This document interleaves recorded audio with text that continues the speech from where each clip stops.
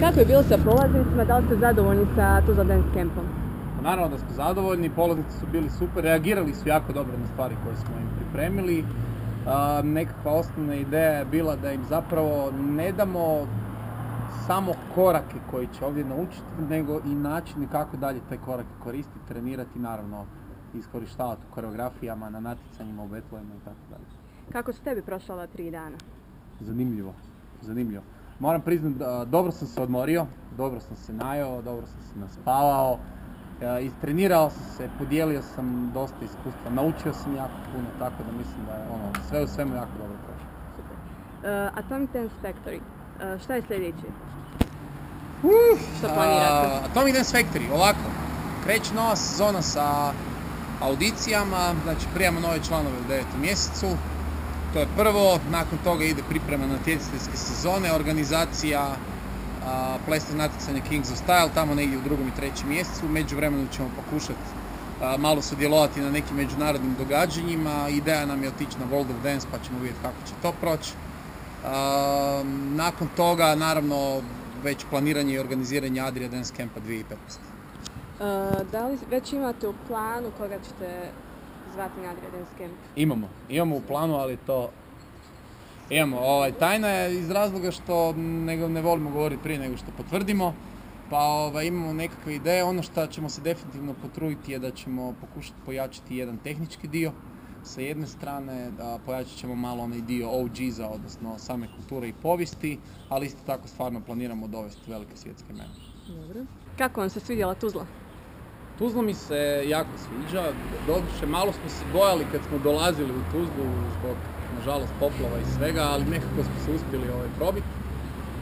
Grad kao grad mi je predivan, ima jednu dobru, mirnu atmosferu, fino smo se najeli, fino smo stvarno jeli, domaći ćevapi ovdje su bili ubojica i prvi put smo probali sendvič sa pomfrijem. O, super. Aj sad ću malo otvoriti. Kick i hop. Još jednom. Kick i hop. Start. Druga, 7. Kick i hop. Start. 6, 7. Kick i hop. Start. 6, 7. Lijeva i pucaj i. 6, 7. Kako vam se sviđa generalno? Napravite neku usporedbu Zagreb-Tuzla možda? Tuzla je definitivno jedna manja sredina u kojoj se više može osjetiti jedna ta dobra energija.